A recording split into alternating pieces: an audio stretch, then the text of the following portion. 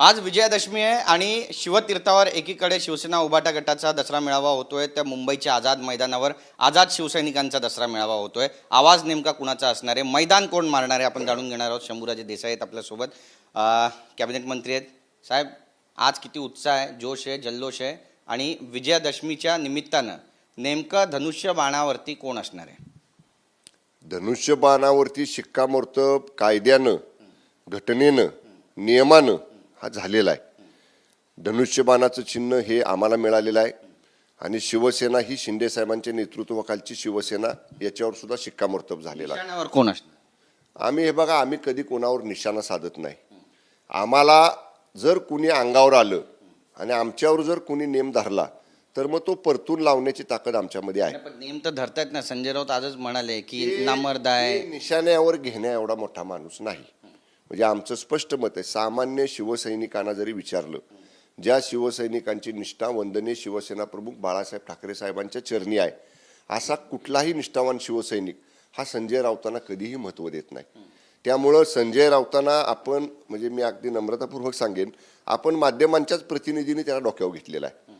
त्यांना म्हणजे ते कधी कुठल्या एका नगरपालिकेच्या निवडणुकीला निवडून आले नाहीत, कधी कुठल्या सरपंचकीला निवडून आले नाहीत।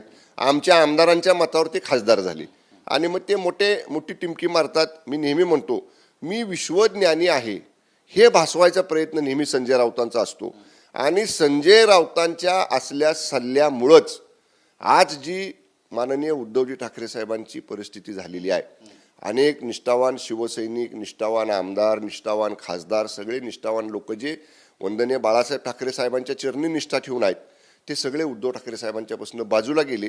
त्याला कारण केवळ आणि केवळ संजय राऊत आहे। एक जी टीका त्यांनी जहरी टीका केली आहे ती म्हणजे मुख्यमंत्र्यांवरती टीका केली आहे की मुख्यमंत्र्यांचे ज्या पद्धतीनं बॅनर्स पोस्टर छापलेले आहेत, बाडगा जास्त बांग देतो आणि नपुंसक जास्त कांदे खातो, पोटात मळमळल्यासारखे हे सगळे पोस्टर्स जे आहेत ते बाळासाहेबांसोबत लावलेत। आम्ही कधी हिंमत केली नाही, पुढच्या वेळी तुमचं सरकार येणार नाही, दिल्लीत राज्यामध्ये ठाकरेंचं सरकार येईल, अशी टीका ते करतात। संजय राऊत जास्त कांदे खात असतील, त्याच्यामुळे त्यांना कांद्याचं महत्त्व माहिती आहे असं म्हणलं तर कसं वाटेल?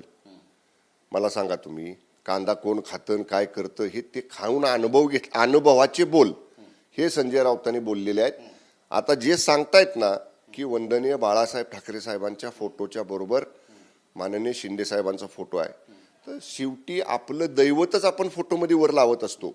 ज्याला आपण दैवत असताना मानतो, ते दैवताचा फोटो आपल्या फोटोच्या वर आशीर्वाद ते दैवत आम्हाला देतंय, हा त्याचा अर्थ आहे। राऊतांना नेहमी उलटा अर्थ काढायची सवय आहे। आम्ही वंदनीय बाळासाहेब ठाकरे साहेबांचा जो फोटो लावलेला आहे, ते साहेब आम्हाला आशीर्वाद देत आहेत आणि साहेबांच्या चरणाजवळ आम्ही खाली आहोत, हे त्या फोटोमधनं या ठिकाणी आम्हाला दाखवायचं। आमच्या निष्ठा ह्या वंदनीय बाळासाहेब ठाकरे साहेबांच्या विचाराबरोबर आहेत, त्यात हयात कायम राहतील, हे याचं प्रतीक तो वंदनीय बाळासाहेब ठाकरे साहेबांचा फोटो आहे आणि त्याच्या खाली त्यांचा सेवक म्हणून, त्यांचा निष्ठावान शिवसैनिक म्हणून आमच्या सगळ्या शिवसैनिकांचं नेतृत्व करणारे आमचे मुख्य नेते माननीय शिंदे साहेबांचा फोटो आहे। त्यातनं विनाकारण असं काहीतरी क्रुकेड माइंडेडली विचार करून संजय राऊत जे काय बोलतायत ना, ते महत्त्व देण्या एवढं सुद्धा त्याच्याकडे दुर्लक्ष केलं पाहिजे। महत्त्व देण्या एवढं मला वाटत नाही। बरं, आज मैदान कोण मारणार? आज बघा, मी मगाशी पण सांगितलं, आम्ही विचारावर चालणारी माणसं आहोत। शिंदे साहेबांची अनेक भाषणं आपण ऐकली, राज्याचं विजन ते मांडतील। 1.5 वर्षात राज्यानं काय काम केलं, काय विकास केला, सर्व स्तरातल्या सर्व घटकातल्या लोकांसाठी काय योजना राबवल्या, जे मागच्या 2.5 वर्षात जे झालं नाही ते या 1.5 वर्षात आपण कसं केलं, 2024 पर्यंत पुढचं विजन काय आहे, महाराष्ट्राला कसं देशातलं 1 नंबरचं प्रगतिशील राज्य आपल्याला करायचंय। आम्ही पॉझिटिव्ह थिंकिंग करणारी माणसं आहोत। आम्ही कामानं, आमच्यावर ज्या टीका करतात ना जे लोक, आम्हाला शिंदे साहेबांनी पहिल्या दिवशी सांगितले, जे लोक आपल्यावर टीका करतात त्यांना करू द्या, आपल्या कामातनं त्याला उत्तर द्या।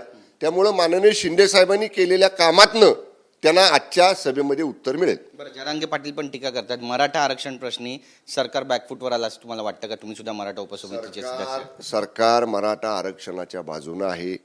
आम्हाला मराठा समाजाला कायम टिकणारं आरक्षण द्यायचं आहे।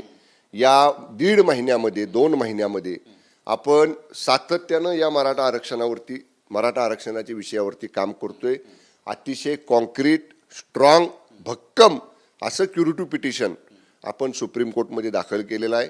लॉ फर्म बरोबर आपले त्याच्यातले वेगवेगळ्या वेळोवेळी बैठका झालेल्या आहेत. सिनियर काउन्सिलच्या बरोबर बैठका झालेल्या आहेत. अगदी सेवानिवृत्त हायकोर्ट जज जे आपण या ठिकाणी ज्यांचा सल्ला घेतोय त्यांच्याबरोबर सुद्धा वेळोवेळी आमच्या बैठका झालेल्या आहेत.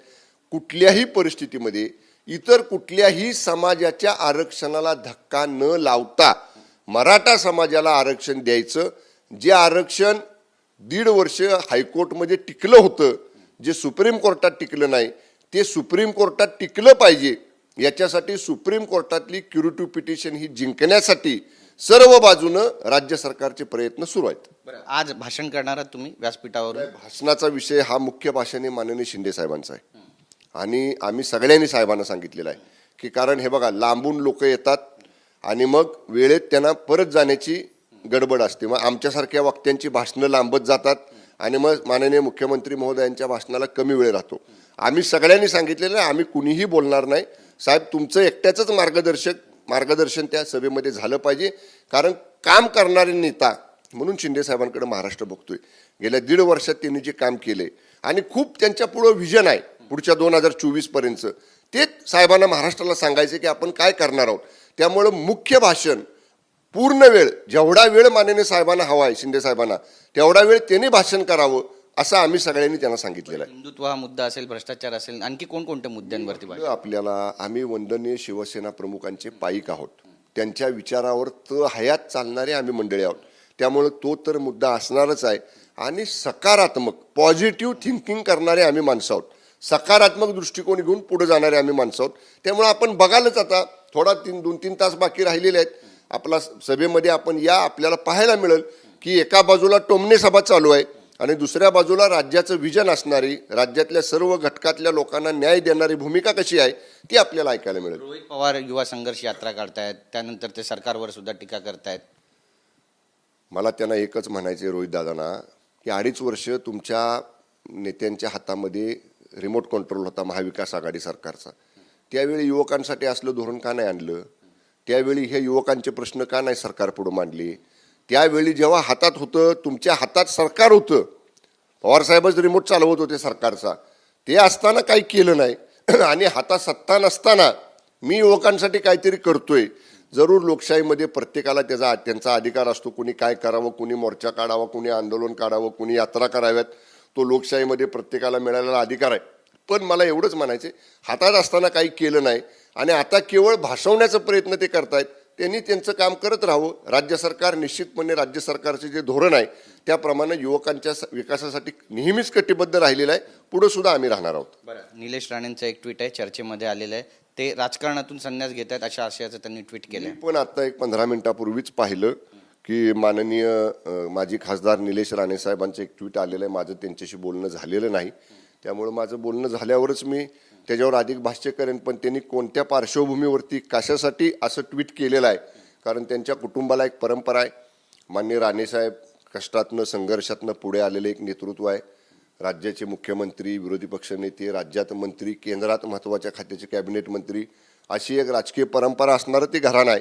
त्यामुळं माननीय माजी खासदार निलेश राणे साहेबांशी मी समक्ष या बाबतीत बोलतो आणि मग सांगतो आपल्याला. एक शेवटचा प्रश्न आहे, आज शिवसेना दसरा मेळावा आहे, आवाज नेमका कुणाचा घुमणार? आवाज निष्ठावन शिवसैनिक जे वंदनीय बाळासाहेब ठाकरेंचे विचार घेऊन शिंदे साहेबांच्या नेतृत्वाखाली चाललेले आहेत त्यांचाच आवाज महाराष्ट्रामध्ये आज आझाद मैदानावरनं घुमलेला आपल्याला पाहायला मिळेल. अजय, धन्यवाद आमच्याशी बोलल्याबद्दल आणि दसऱ्याच्या खूप खूप शुभेच्छा तुम्हाला. तर आपण पाहतोय की शंभूराजेंनी टीका केलेली आहे संजय राऊतांवर. त्यासोबतच आज दसरा मेळाव्यानिमित्त आझाद मैदानावर आझाद शिवसैनिकांचा आवाज घुमेल असं म्हणतात. आवाज कशा पद्धतीनं घुमणारे पाहणं महत्त्वाचं ठरेल. कॅमेरा पर्सन संदेशचा गिरीश गायकवाड, TV9 मराठी, मुंबई.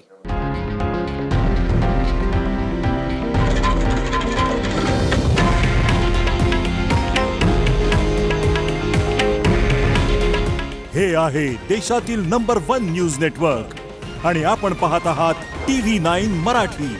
काळजी तुमची, हित महाराष्ट्राचं.